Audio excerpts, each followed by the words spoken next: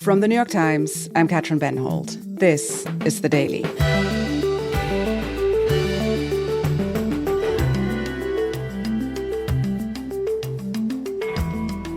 Myanmar is home to one of the deadliest, most intractable civil wars on the planet. But something new and remarkable is happening. An unusual wave of young people from the cities, including students, poets, baristas, have joined the country's rebel militias. This coalition is now making startling gains against Myanmar's military dictatorship. Today, my colleague Hannah Beech takes us inside this surprising resistance movement.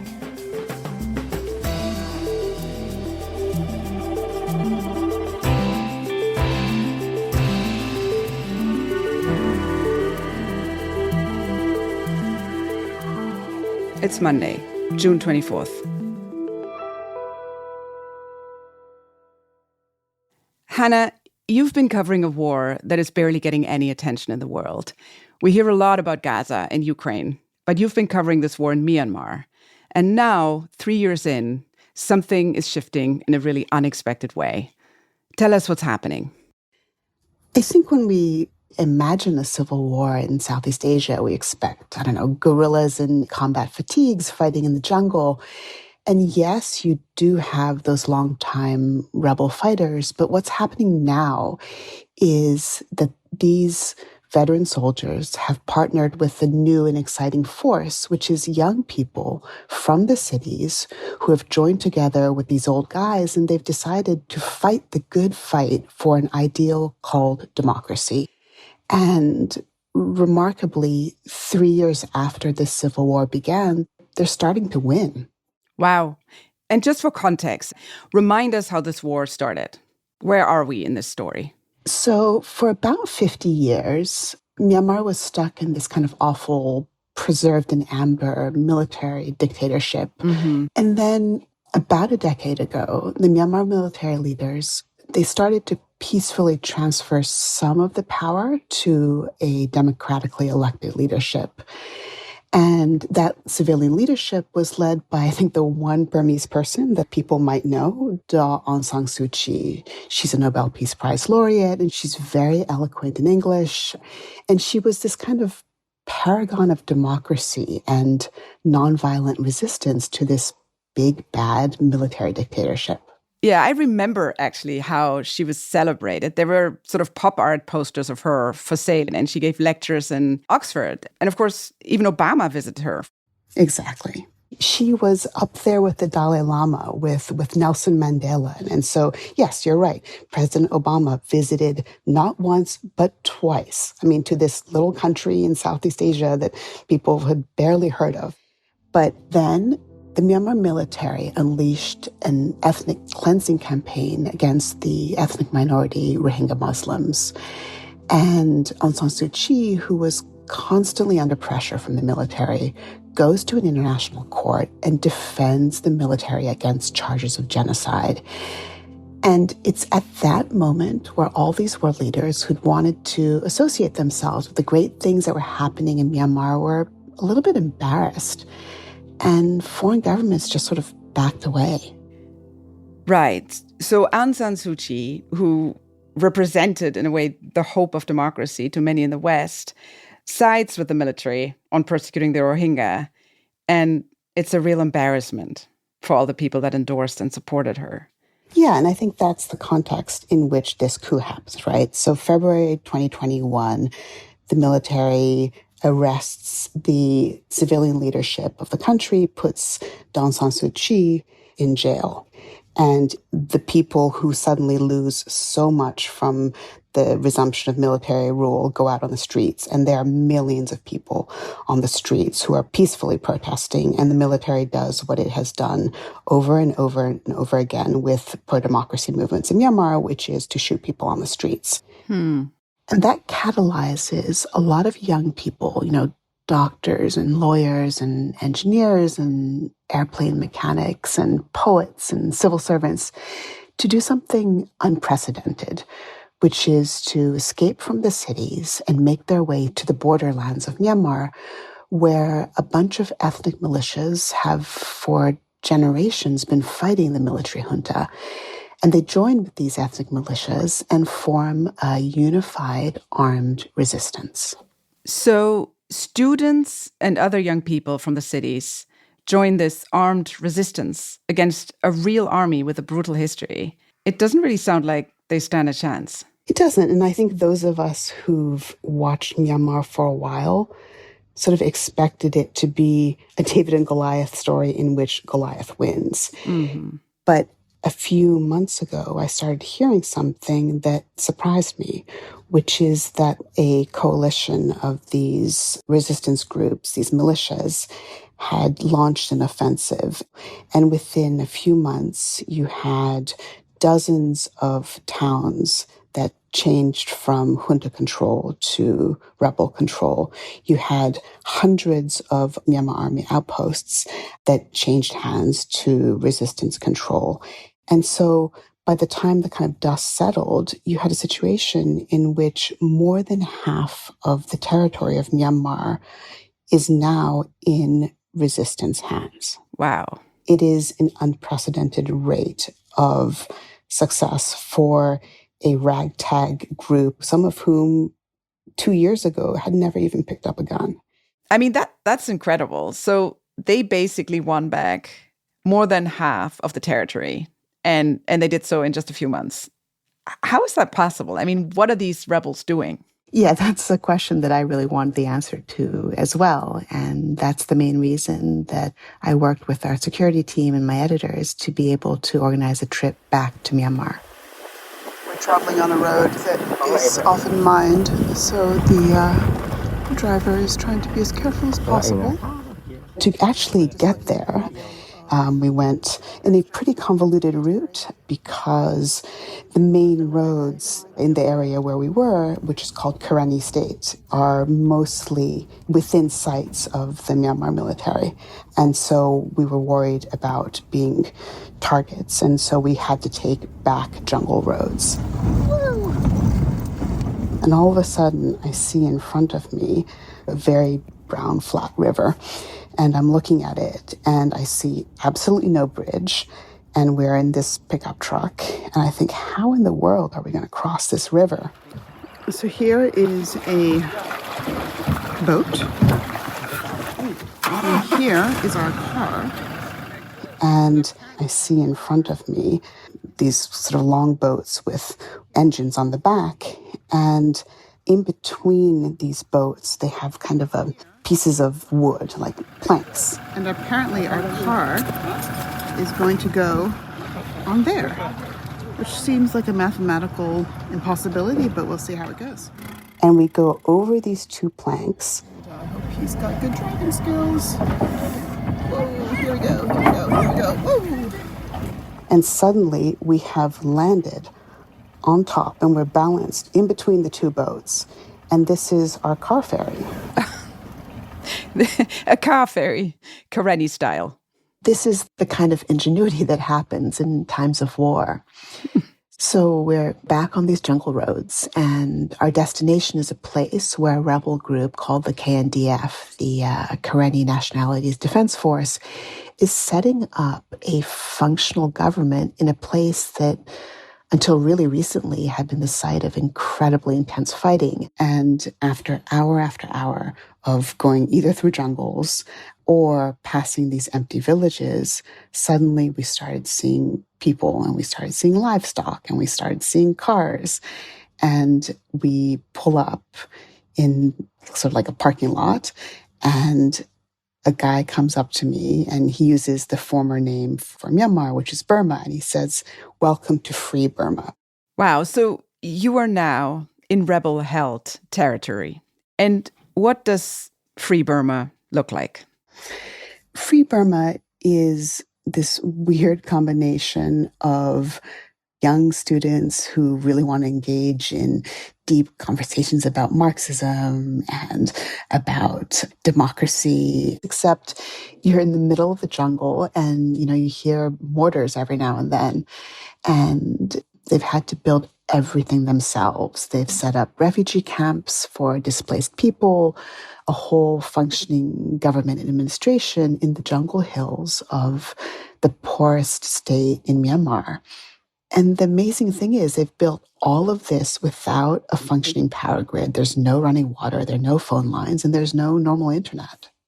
And so photographer Adam Ferguson and I traveled around and we went to wedding parties and we met with young girls who were singing resistance songs.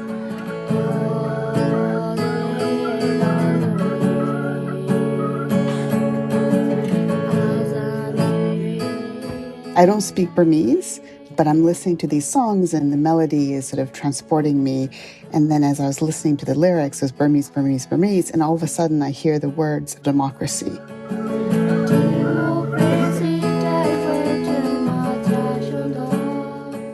Heard it in songs and I heard it in basic training by these recruits to the KNDF.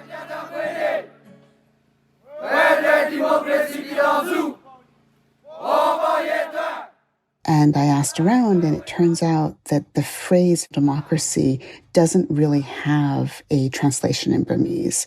This is something that people were laying their lives for, but they were also singing it and saying it in English, and it kind of underscored to me how powerful this ideology was for them.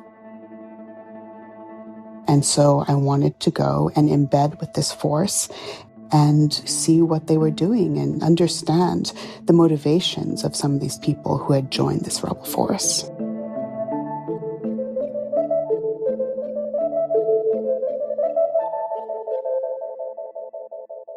We'll be right back. Hannah, you said you wanted to embed with these rebel forces. Where did you end up going? So for all of Karenni State, there's essentially one hospital to which all casualties are taken. And to get there, you travel down a jungle path and you bump in. There are buildings. Some of them are made of brick, but mostly it's bamboo. This is a secret hospital in the jungle somewhere in Karenni State. And sort of out of nothing, out of the forest, they've built an emergency room over there. Here's an operating theater over there. And there is a functional hospital that has been built by young doctors and nurses and medics from the cities who all came with a common purpose, which was to join the resistance movement. And one of the people who made the biggest impression on me was a young woman named Lin Nizo, and she worked as a medic treating wounded soldiers and victims of landmines. Yeah, everybody know Miss Lin? Yes. So knows. She's been part of the resistance in Karenni since the very beginning, and she was really striking. We were in the canteen, which was this shack with a dirt floor, and she was wearing these pink pajamas and fluffy slippers. So she has a very big social media presence. Right. I have to. No, thank yes, you. yes, she does. She does. No, so not that much. Yeah. And Lin was from a big city in Myanmar. How did you decide to join the resistance movement, and what propelled you to do that? I am just 25 years old youth. She describes herself as just a normal kid. Makeup, K-pop, yeah. She sold cosmetics online. She went to med school. Yeah. On 2021 February, I joined to the protest and When the coup happens, she joins the protest movement like many young people. Like they started shooting and started killing the people, But when the crackdowns happened, most of her friends, she says, just went home and kept their heads down. So they told me not to do so, just go back to the university and just finish your degree. And there was something in Lin that was not able to just go back to her old life. So I choose my way, you choose your way.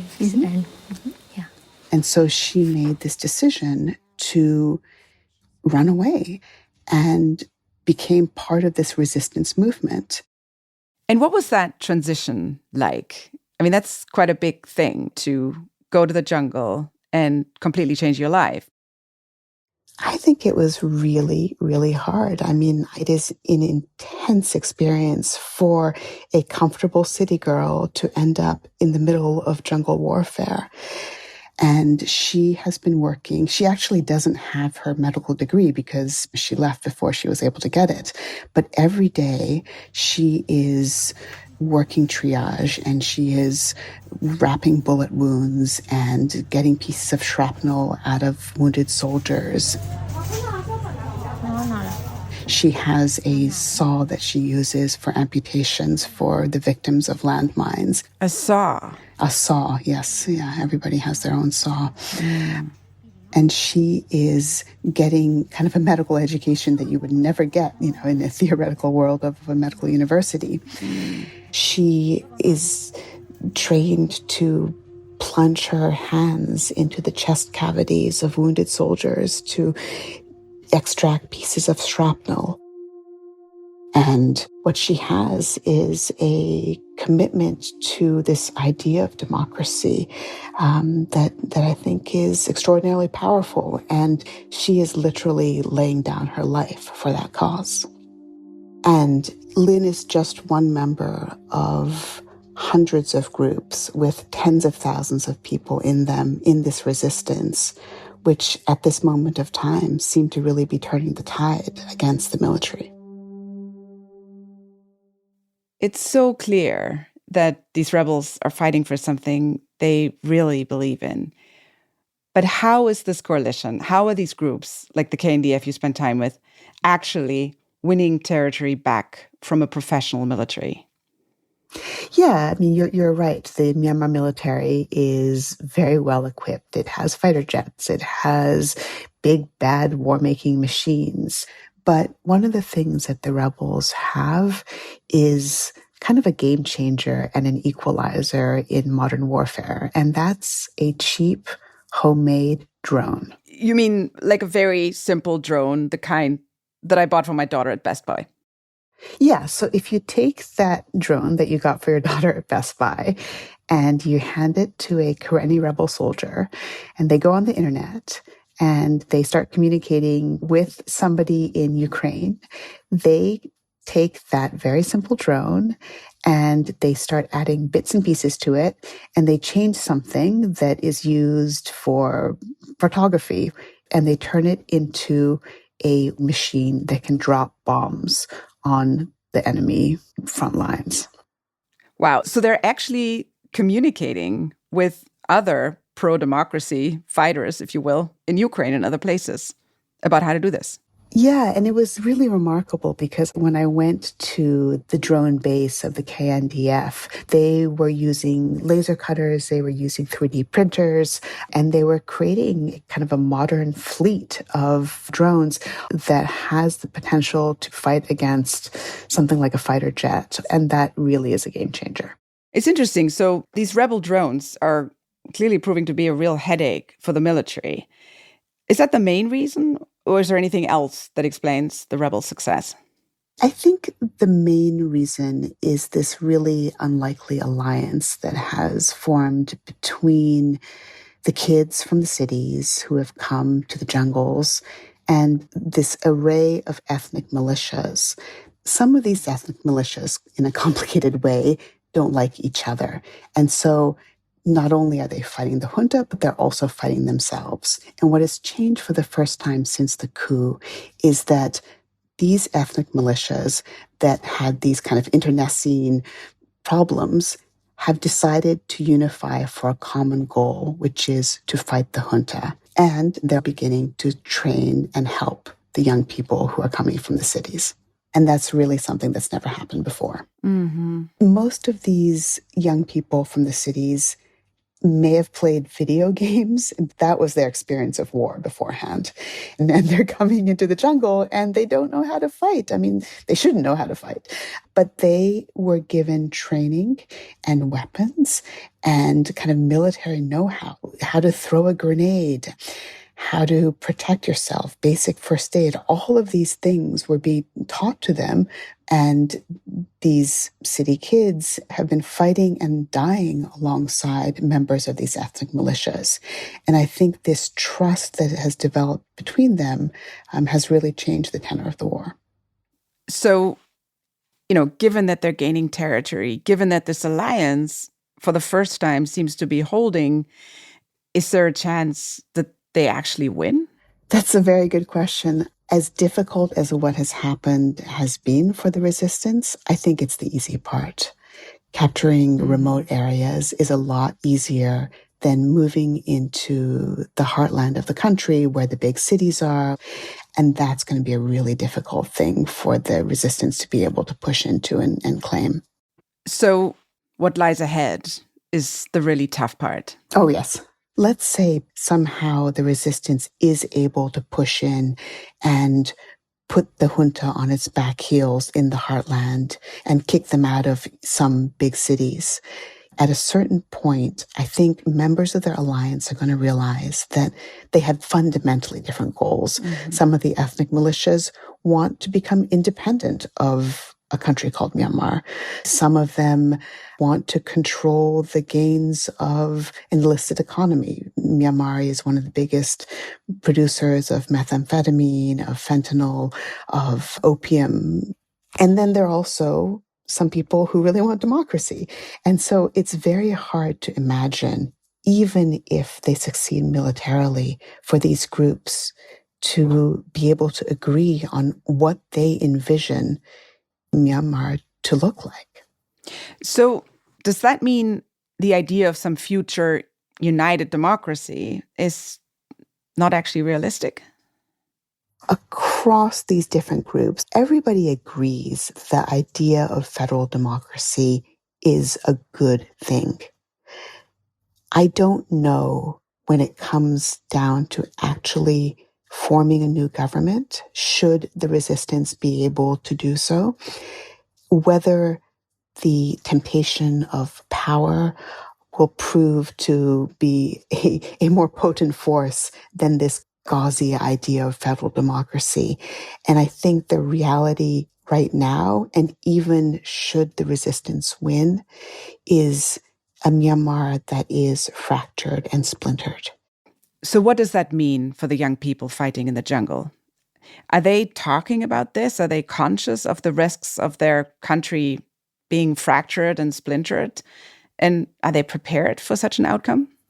It's very easy for political theorists to talk about, is this a fractured state, or is this a splintered state, or is this, a functioning democracy? But I think for the people who are actually on the ground, they are fighting for very specific things, which is a resumption of their lives as they were before the coup. And that was a life in which things were slowly getting better, and they had certain freedoms, and they were able to vote, and they were able to participate in a, yes, flawed democracy, but a democracy nonetheless. And that is what they're fighting for.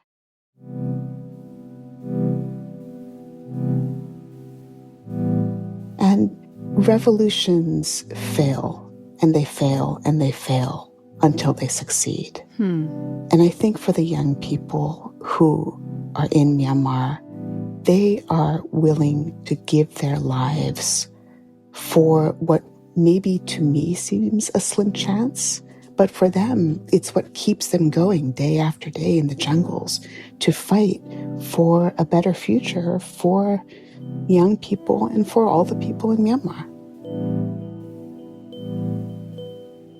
Hannah, thank you. Thank you, Katrin.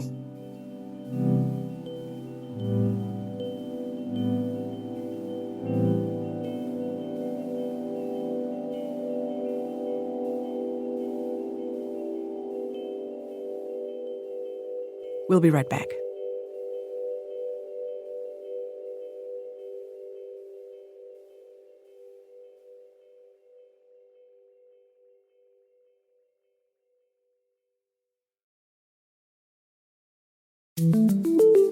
Here's what else you need to know today. On Sunday, Israel's Prime Minister Benjamin Netanyahu lashed out at the United States for the second time in a week. Netanyahu accused the Biden administration of withholding weapons for the war in Gaza. His comments came as Israel's Minister of Defense arrived in Washington for meetings with senior U.S. officials. Tensions over Israel's conduct during its war in Gaza have been rising between Netanyahu and Biden in recent weeks. A day before Netanyahu's latest complaints, Israeli soldiers tied a wounded Palestinian to the top of a military vehicle in the West Bank. The scene was captured on video and quickly went viral, causing outrage. The Israeli military said the act violated military procedure and that there would be an investigation.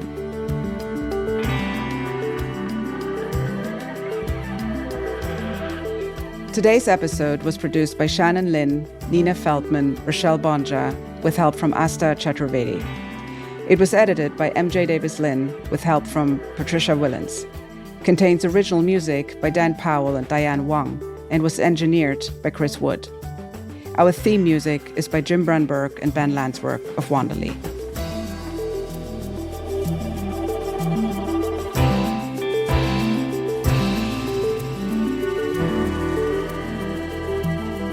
That's it for The Daily. I'm Katrin Benholt. See you tomorrow.